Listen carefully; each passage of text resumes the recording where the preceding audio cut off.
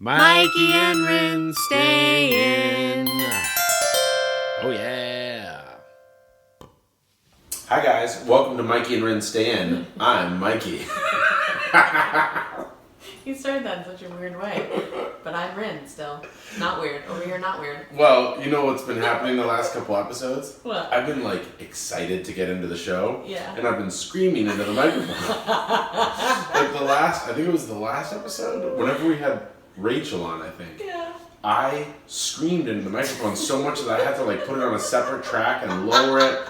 I basically had to mute my microphone because I was like, ah, you know. So I'm trying to be a little more NPR about my language and vocal level. Oh, that's really funny. I'm always trying to be a little less voluminous, if you know what I'm saying. Yeah. Most of the time that means eat less pizza. But sometimes that actually means be less loud. Hi. Hi. How are you? I am doing pretty well. Happy to be here with you. I'm drinking out of a Portland pediatric acupuncture. Hi. I'm drinking out of a Portland pediatric acupuncture mug. Shameless plug. I think this is the first time I've ever drank out of one of these. Oh, cool.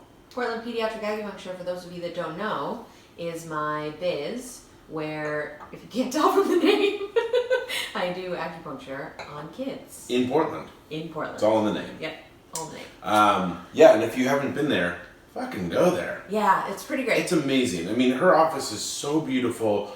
We've both been kind of wondering, if the business fails, maybe we should just do interior design for offices. No, it is a beautiful Because you did office. such a beautiful job on it. Yeah. And yeah. Corinne, I'm obviously biased, but Corinne is so good with kiddos. And yeah, I don't know. It's just, I watch the way that you relate to kids, and it just, obviously the point of the show is us trying to have a kid. Right. But it really makes me know that you should be a mama, but it also makes me know that you are in the right profession. Oh, thanks, Chief. Yeah. I used to think you should be a stripper. Yeah, I thought about it for a long short time. order cook. I was a short order. I know, actually. Yeah, I was not very good at it. Well. But one thing I am kind of good at cooking is... Tell me. I see them. They're right in front of us, folks. These little quinoa cakes. So little backstory. I know that those of you listening with your ears can't see what we're looking at here, but they're these beautiful little cakes, patties, that contain quinoa and a bunch of other really yummy ingredients. Yeah. Maybe we'll just list them all out for you because I don't really have exact recipe measurement. Yeah. It'll be in the show notes. Yeah. You'll be okay. But they're super yummy, and one thing that Mikey and I have both been doing lately is thinking about eating a little more of a sort of Mediterranean style diet. Yeah. Which isn't that far off from what we're already doing, but we do have a fair You're amount probably of... doing, yeah. Yeah, that's true. At our house. Yeah. I'm the worst one in the family on all accounts of drinking when I shouldn't be drinking, eating what I shouldn't be eating, spending too much money, all the things. I'm terrible. So. You're not terrible. You're But then we go to the doctors about having a baby, and they're like, "Bro, you could dip your balls in whiskey for a month and still use them, baby." And then they turn to her and they're like, "You're fucking broken." It's so true. Yeah. I will say we did have a recent interaction with a healthcare provider where she didn't say that. I know. Should I do one of the 5 questions? What was your most recent positive experience with a healthcare provider? Yes, very recently. 2 days ago. Yeah, 2 days ago. Yeah. We're kind of getting off on a tangent. I was going to. I know. Let's talk about those. those. Sorry. Yeah. No, let's finish the quinoa cakes. I don't know. Do what you want. Yeah. Feel the flow. All right. I'm kind of feeling the quinoa cakes. Do it. So our Eat Your Feelings snack for today are these really beautiful little quinoa cakes packed with herbs. Yum. Quinoa is a really cool food anyway. Totally. It's not really a grain. It's sort of called a pseudo grain. But it's loaded with fiber. Right. Full chain of amino acids, right? So it's a complete protein. Absolutely. That's cool. Yep. Really, really good. I don't really know what that protein. means. I just heard someone say full chain of amino acids one time, and I was like, "Ooh, that makes me sound smart." Yeah. Right. And all the chain. Is that what you're saying? Thanks. And it's these are really super delicious. And again, we'll list the ingredients. I can't give you exact measurements of things, but just explore the space. They hold together really well too. That's what I love about them is they're it's not like these bitchy little cakes that we'll sometimes we'll make. Oh no, there's burley. Apart. Well, and I have experimented with breadcrumbs and without. These are currently without. They do have eggs, 3 eggs in them. But quinoa in and of itself, if you cook it properly, is kind of a little sticky. Yeah, a little binder. Yeah. Itself. And so they really hold together. Do they have eggs in them? Yeah, oh yeah. Okay, Yeah, 3 eggs. Literally just said that. Oh, you did. I don't listen. I'm on a podcast. It's for talking, not listening. Correct. Yeah. Good thing we do interviews. True. But these are just, you know, so a part of the Mediterranean diet is a little less on the red meat front. And so, you know, we've been experimenting. We always eat a bunch of fish. I love sardines. We cook a lot with those. Totally. We do a lot of salmon. We do a fair amount of chicken in this house. Yeah. But we also do red meat. We just have access to really amazing meats. Yeah. So yeah, we're just doing a little experimentation with kind of having a day where maybe we don't eat meat or at least a couple meals. And I don't feel great when I eat beef. Like, I feel okay. I like it. But I've been reacting more to, like, so bacon lately. I've definitely been having this, like, I feel super heavy, weighted down. I also feel like a little bit like I'm having a heart attack. I feel like the bacon is going in like a serpent and like wrapping itself around my heart. Wow. I know, not That's great. intense. I know, it's been like 6 months that's been happening. Yeah, And maybe don't eat bacon. if I eat it in a sandwich or something, it's fine. But then I eat it on its own, like when we cook it at the house, I don't know, I just feel not good afterwards. And then beef, I don't know, it's actually okay. I mean, I had a steak last night and it was wonderful. But yeah, it's a good thing to eat less of. I mean, there's definitely times when I'm like, fuck you, give me a steak. Oh yeah, or a burger or whatever. Yeah, Quinoa Cakes ain't gonna cut it. Dude, and I just listened to a thing about like the Impossible Burger or, you know, those kind of fake meats. Yeah. Imposter meats. And they, so one of the things about the Impossible Burger is just the sodium content. Oh, yeah. It's unbelievable. It's like 400 milligrams per serving. Well, it's all like Petri dish food, isn't it? Well, basically? it's all nice ingredients that they then just process the shit out of. Oh, okay. So it's like edamame and different things like that, but then they process them so it loses all nutrient value, basically. And I don't know, I get the fact that it's, you know, then maybe it makes us eat less meat. Right. So there's less cows, so there's less water usage and all the sustainability aspects of it. Gosh, I'm on it. But I don't know. Just for me, it's like just eat less meat. Right. And when you eat meat, eat good meat. Like Right. eat local meat. Eat meat that's raised humanely, sustainably, grass fed. But these are really good. They remind me of like a falafel kind of. Yeah, that's pretty accurate. I love them. It's super good. Yeah, they're really nice. They're super satisfying. One of the things about a Mediterranean diet is there's some really good research on a Mediterranean diet before IVF and better success with live births. Okay. And this was done, I believe this was done on women that aren't geriatric. But high risk old ladies having babies. Exactly. No. But nonetheless, a Mediterranean diet is sort of known to reduce inflammation in the body. And so we don't know. We don't know if we're on the path to IVF. A lot of things are sort of question marks right now. But I know, we might be actually back. Well, we'll tell the full story, but like we might actually be back at just trying to have a baby. I know. Do you want to talk more about that? Sure. So we've been working with a clinic here. Are we saying names of things? Maybe not. So we've been working with a clinic here that's very nice and world-renowned and all the things. It's a fertility clinic. And so basically we were talking about doing IUI. So what we were probably going to do is like try out IUI, maybe do 3 of them or something. And if they didn't work out, then we were going to move towards IVF. IUI being basically artificial insemination and costing somewhere between $500 and $1,000 a pop. And also with Rinne, before the IUI, having to take Clomid, which is a hormone. You sisters that are listening that have taken Clomid before, can I get an amen on how disruptive that medicine is? I literally took the lowest dose for 5 days, which is pretty typical. So we were on the path this month to do an IUI. So I took the Clomid. Yeah. And I felt like a crazy person. Yeah. I was... And I'm not saying that I'm agreeing.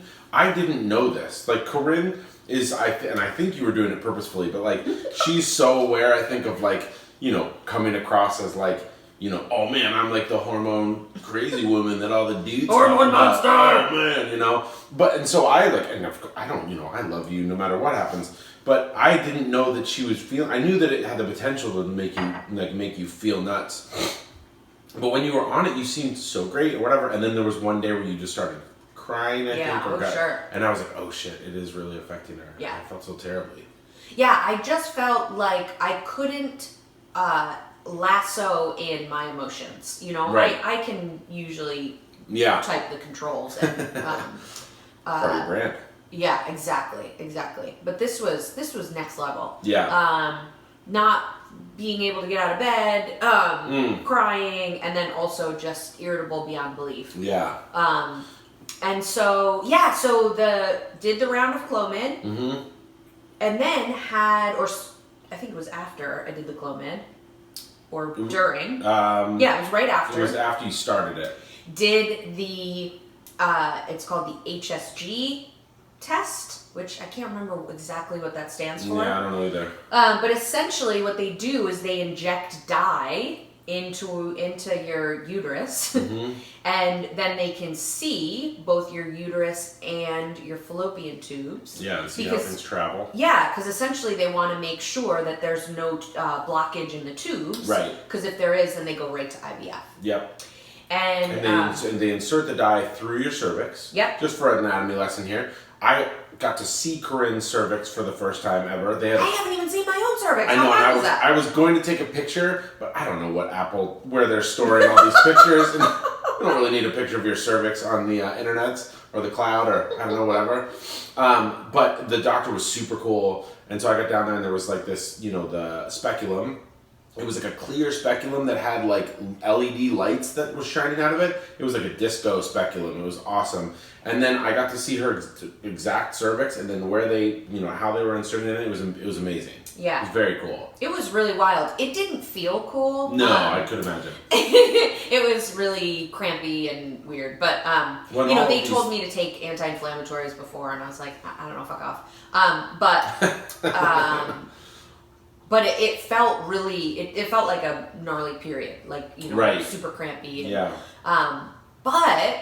Just to put this out there in the middle of things, I feel so terribly about the fact that so much of this is falling on Corinne, because I'm kind of someone who like, I don't know, like I don't mind getting procedures done, I don't mind, you know, all the different things, and like Corinne hasn't had that many procedures done, and unfortunately all these things are falling like on her, and it's so misweighted, and I know it's not the case for every man-woman partnership when they're trying to conceive, but it just so happens that our relationship, it is falling a lot on you, and I fucking hate it, so whatever. I just feel terribly because I'm like, I'll do one of these things, like shove the camera up my ass or something. And Well, I appreciate that, but it's all been, I feel like, really productive. So one of the discoveries from this HSG is my tubes are cool; they're not blocked, so yay. But there was some abnormalities in my uterus, which the doctor that was doing the HSG, she said, I think those are polyps. And we want you to go back to your doc at the fertility center and do an ultrasound, and then also he did another cervical procedure. Yeah, he did. It was kind of like putting in saline. Yeah. Almost, it was pretty similar, but basically what it was, instead of seeing the path of it, it was to expand the ovary so that you could see, the uterus, to see exactly where, because it's supposed to be kind of like if you look at it from a sagittal, I don't know what the direction would be, but if you look at it, it's supposed to be kind of an oval. Right. And this looked like it had kind of on the left side like a stalagmite on the bottom, and then a stalactite on the other side. So it kind of ended up looking like a little wiggly woo. Yeah. So hard to get through. Yeah. If it's a tunnel, kind of a partially blocked tunnel. Right. So the net is that I have 3 polyps that are not tiny, but they're not huge. They're kind of moderately sized. Yeah, big for this space. Yeah. Yeah. And so... And kind of described like a skin tag. Yeah. Like those little pieces of flesh. Yeah, and they the docs were saying that, so those of you that have had polyps, you can have them on your vocal cords, you can have them in your colon. I happen to have them in my uterus, unfortunately. Thanks. Yeah. But they're not entirely sure why they develop. Sometimes women that are on many rounds of hormones develop polyps. That's not me. And a lot of times with polyps, you have symptoms. So, irregular bleeding, things like that, which I don't have. So, had we not had this testing, I likely would have not known. Right. And the way that the first doctor describes them is that it's basically like a natural IUD. Yeah. So it just creates an inhospitable environment enough in the uterus that it's harder for implantation, and then it's also harder once there is an implantation for the baby to actually grow. Right. And so it maybe could have been involved in the miscarriage, Sure. and probably has been involved in the fact that we haven't been able to conceive. Yeah. So from a data point of view, great to know this, and amazing, and and so you're going to be having a procedure, right? Yeah. So I had to do the dance with our insurance company and sort of figure out, because for me, I don't want to do the procedure in a hospital. I want to do it in office. Some docs do. Some docs will only do it in the hospital. But when you're in the hospital, you have to be under general anesthesia, and then also it pushes the timeline out, because hospitals are busy. Yeah. And so I found a doc that my insurance she's in network with, and Mikey and I met with her 2 days ago, and holy shit, she's lovely. Yeah. She's lovely. Yeah, everybody that we've met with has been fine. Sure. Everyone that we've met with, literally everyone, has called me geriatric on some level. Yeah. And she is literally the first person in my healthcare team that has been like, you're not old. You're good. You're fine. Everything looks great. Hormones look good. You're good. You're fine. You're great. And delivered it with such honesty and authenticity. It's not like she was just yanking my chain. She was really so loving and sweet. She was great. She was right around our age, too. It was like a breath of fresh air. Oh my God, I want her to be my OB now. Like she's 30 minutes away, and I'm like, fuck it.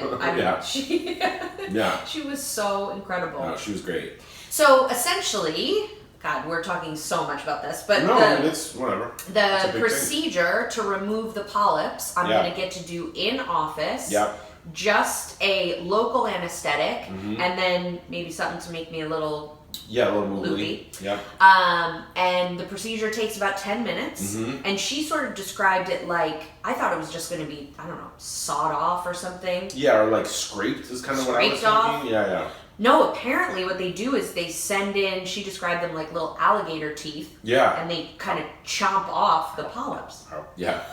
So I made the joke that you're going to actually get eaten out. Burger jokes. It's really good. Nailed it. It's really good. So pre-polyp removal set to happen. Yeah, right before Turkey Day, I think. Yeah, right before Thanksgiving, because you have to do the procedure essentially pretty soon after a period when the uterine lining is nice and thin, has just shed, so that they can, they have kind of easy access. To extract the polyps. Yeah. This is also a good reminder on Thanksgiving, don't stuff your bird.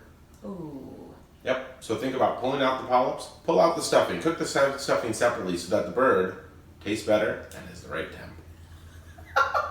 That's a really good public service announcement. Yeah. I like how you did that there. Clear your cavity. Is that your pro tip?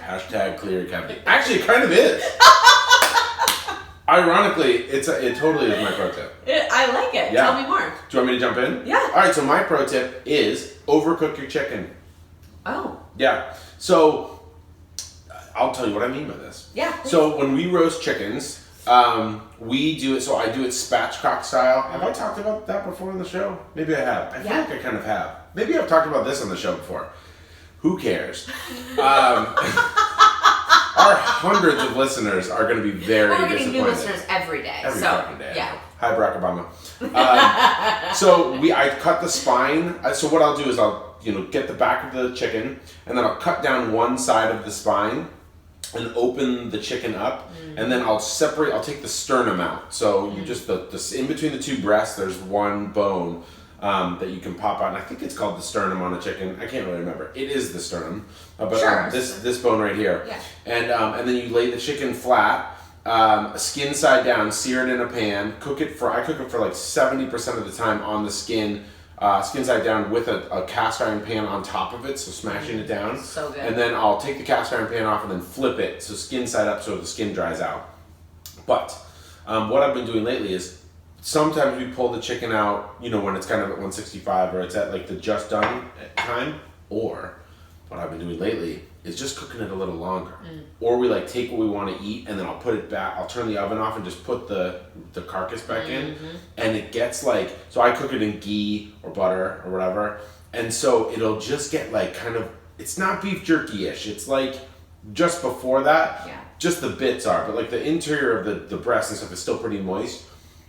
But like a little bit of a dried chicken, salty dried chicken, it's so good. It's like you have an entire chicken made of crispy skin. Yeah, no, you're right. And that continues while it's in the fridge. Oh yeah, it's like so fucking good right now. Crispiness, because skin doesn't stay crispy. No, you have to eat it the night out. Yeah. And I just think all we're told about chicken is like, I want a juicy chicken breast. Fucking do you? Like a really juicy chicken breast is kind of disgusting. It is. I'm with you. It's too moist. Yeah. No, I'm with you. It's like chicken yogurt. I don't know. I just don't want it. And the thigh, like 165 is where you're supposed to cook poultry too. Yeah. But if you cook like a chicken, the whole chicken to 165, it's not really done in my mind. I mean, it's done from a health perspective, right? But it is not cooked enough. So dried chicken, it's the shit. God, I'm with you, Sheath. Yeah. Yeah, and this method of cooking, it sounds intimidating, but I've now done it a few times, and it's actually super easy, and it makes roasting a whole chicken so easy. And so much faster. So much faster. And the whole... because I used to think like, oh man, I need a whole day to roast a chicken. Well, and my least favorite thing about a chicken or a turkey is the sweaty back that it gets. Oh, yeah. When you leave it whole and you've got it sitting in the pan, or even sitting on top of vegetables, the whole backbone is just sweaty. It's like he's been schwitzing. Who likes a sweaty backbone? Nobody likes a sweaty backbone. No.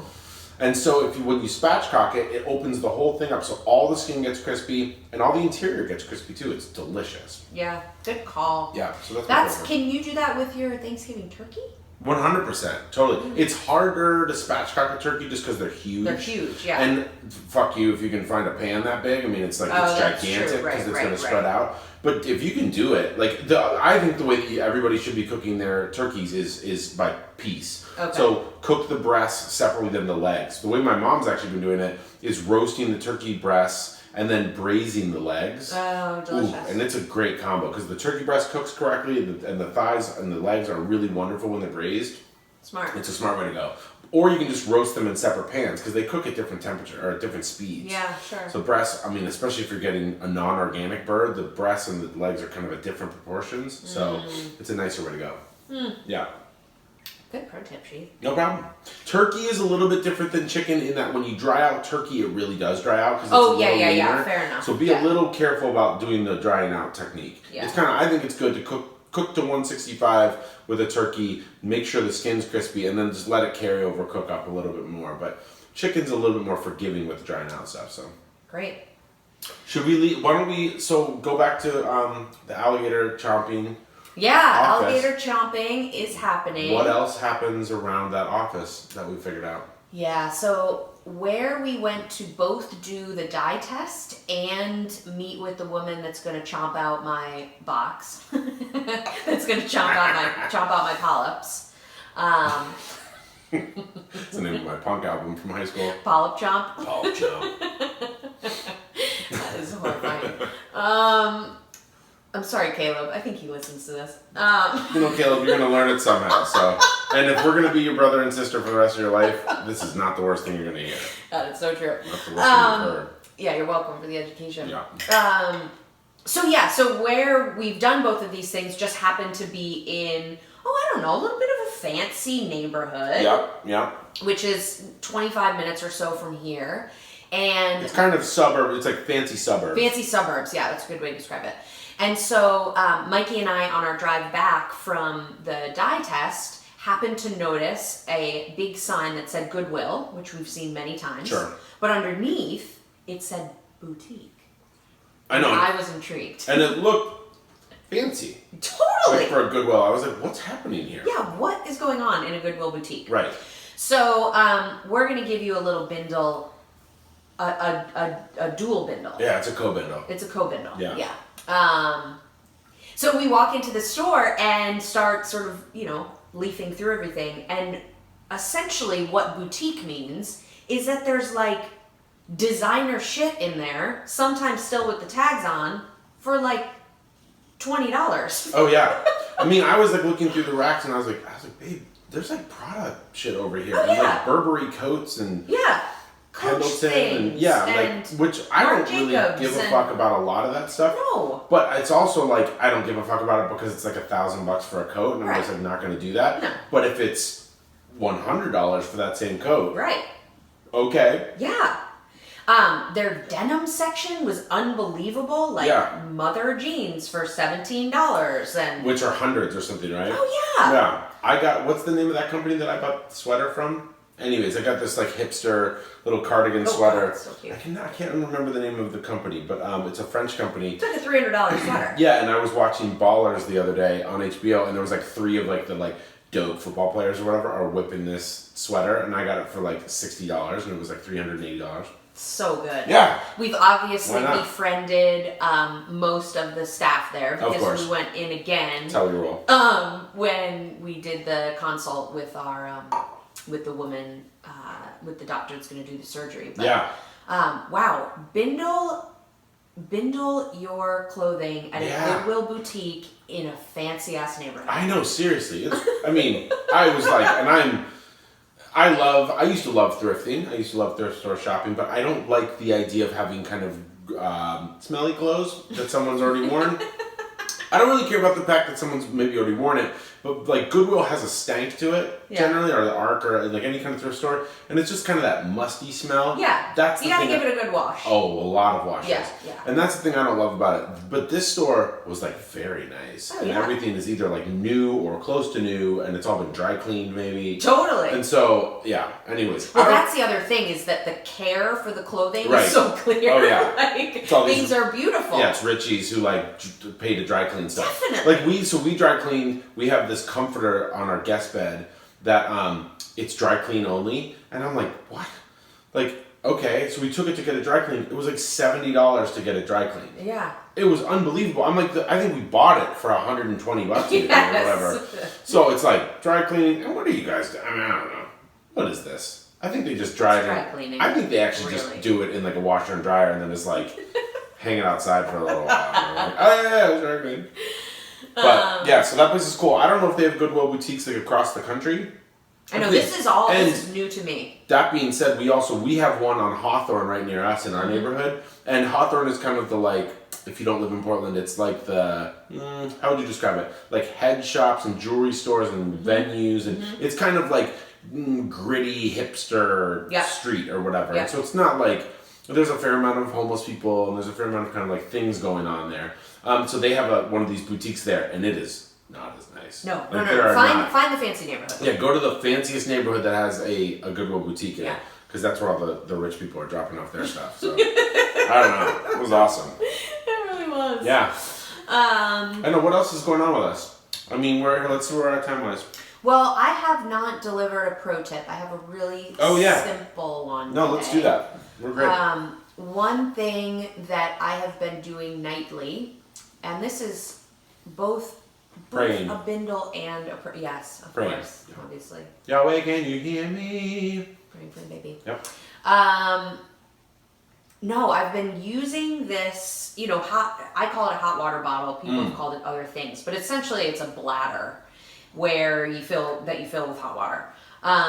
And I have been using it nightly, both on my low back and on my lower abdomen. And I've been sleeping so soundly and pooping really well. Yeah. And just like my hands are not so chill. Like, feel my hands right now. Oh yeah. Yeah.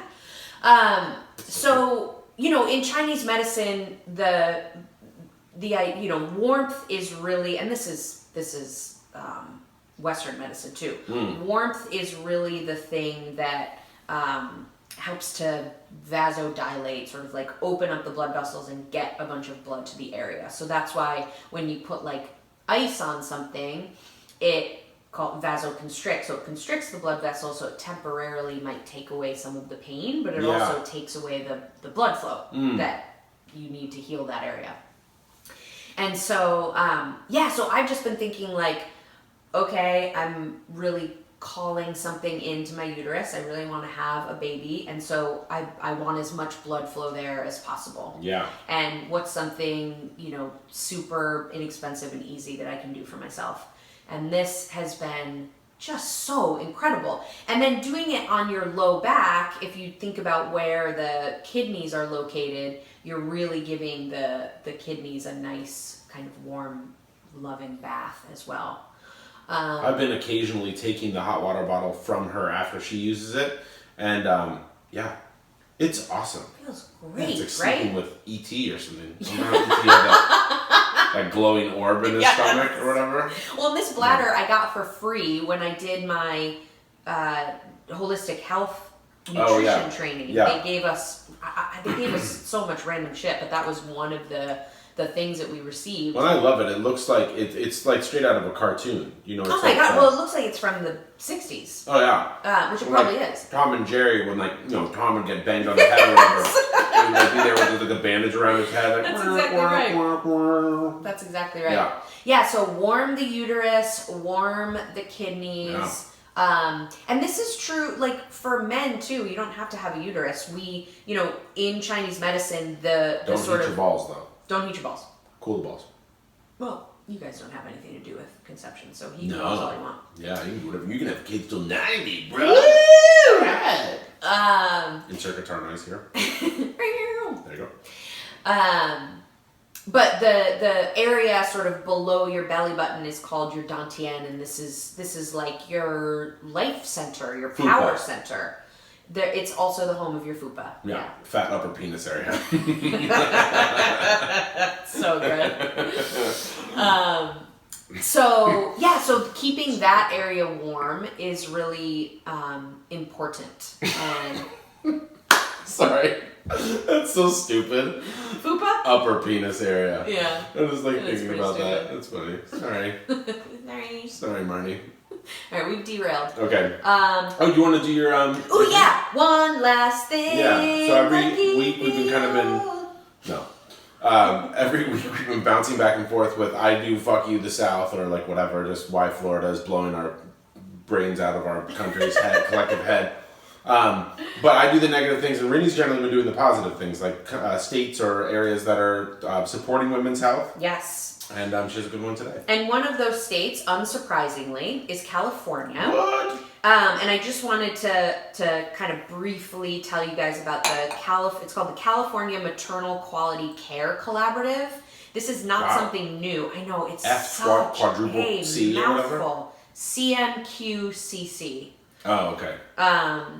So they're really, basically what they say on their website is they're committed to ending preventable morbidity, mortality, and racial disparities in California maternity care. We have an abysmal maternal morbidity rate for a developed country. It's shocking. Yeah. I remember hearing, what is it? Do you know well, so they're insane. They're giving statistics per 100,000 live births. Okay. And we have been on the rise since 2002. And these stats are only through 2013. Okay. And so this why is that? Well, that's what this organization is really researching. Yeah. So because it seems like it's poor access to quality care, right? Yeah, right, sure. especially obviously. Exactly. And there really is a correlation between getting good not only abortion care, but birth control services and things like that, and having then good maternal outcomes, because when women can choose when they want to be pregnant, then likely the care is going to be better. There are still barriers, obviously, right? If you live in a super rural area or places where there aren't OBGYNs, then... I think about, like, I always make the joke about, like, you know, a lot of the, you know, the Christian right and different people, they want to protect the baby until they're out, and then they're fair game. They want to imprison them, they want to execute them, they want to, you know, all the things. Right.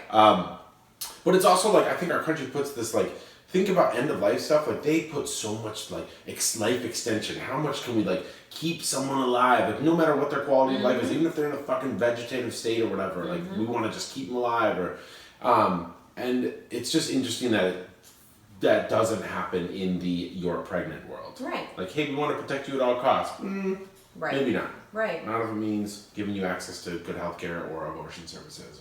Well, and the interesting thing, we'll link the website, but California's maternal mortality rate is, so the maternal deaths per 100,000 live births, California's rate since 2000, about 2006 or 7, when this when CMQCC was developed, has fallen. It's the only state where this is the case. Every other state, the United States rate, so it's just the United States rate in general, right? So that just means the kind of collective. So there might be other states where it's dropped and risen, and but the United States rate is 22 in 2013, and California is down to 7.3. So basically, California's maternal mortality rate declined more than 55% from 2006 to 2013. Wow. Okay. That's 7 years. That's incredible. Yeah, that's insane. You never see changes like that quickly. No, it's unbelievable. Okay. 120,000 early births were prevented from 2009 to 2014, with an increase of 8% of births making it to full term. And so was this state funding that? Correct. Okay. Yeah. And so there's, it was founded at Stanford University School of Medicine together with the state of California in response to rising maternal mortality and morbidity rates. So since its inception, maternal mortality declined by 55% from 2006 to 2013. But abstinence-only education is the better option. It's the only way, people. Tell kids not to do things that feel good. That's right. And restrict abortion and restrict women's access to good quality health care. And you just always have good outcomes. You make that baby, you have to carry it to term. That's right. Okay. We're joking. It felt really weird to try that on, actually. I didn't like it. Yeah, so good on you, California. We are celebrating you. We're Come on. dancing for you. We're celebrating for you. We're right above you, too. We're on top of you, California. Ooh, you know it. Yeah, Oregon. Tighten up. Yeah, everybody. This was really fun. Yes, it was really fun. Thank you all for listening. Yeah. We'd love it. While you're listening right now, you know you got your phone on you. You do. So go ahead and hop into iTunes, and if you like us, give us a 5-star review. Okay. Yeah, we'd love that. And write a little blurb if you want. You can write totally you write want. a blurb. You can say Mike's voice is sexually attractive. Everyone's thinking it. Why not write it? Silky smooth, baby. And holler at us at letseat at mikeyandrinnestayin.com. Yep. If you would like to be on the show, if you have any thoughts, if you would like to hear us talk about something or research something. Yeah. I'm a fucking nerd. I love research. Oh yeah. You have a podcast that you want to have us on, which actually I got to tell you about that. I got to invite it on the podcast. Maybe we'll go on. I don't know. Exciting. I know. But if you have a podcast, great. If you want us to come and speak at your PTA meeting, great. If you want us to come. College graduation? Yeah, college graduation. I would love to do that. I have a couple thoughts and for where you're going in the future. The places you'll go. Ooh, good. Yeah, you should just read that book. No. I don't believe in Dr. Seuss. I know he existed, but I'm just kidding. I love him. Welcome bat mitzvah. We're down for anything. So We love you. We love you so much, Thank Mercy you fam. for lending your ears. Yeah, I know. I appreciate it. And we're going to have some interviews coming up here. Yeah, but we're just keeping on chugging. And yeah, we're going to have some big updates here in a little bit, I think. Yeah. Things are coming along. I can feel it. Yeah, we'll let you know how the polyp chomping goes. Totally. And obviously for you guys on the video, say hi to Abby. Hi, Abby. Abby's in a little bed behind us as always. Oh, wagging her little tail. Oh, she's wagging her tail. So cute. Yeah, we got this unexplained infertility thing, Mike Sheath. I know. We got it. We really do. High five. Pull it out. Okay, guys. I'm Mikey. And I'm Rinne. And tonight, Ooh. we're Gonna stay in. All right. Cha cha cha. You're so stupid. Oh, gross.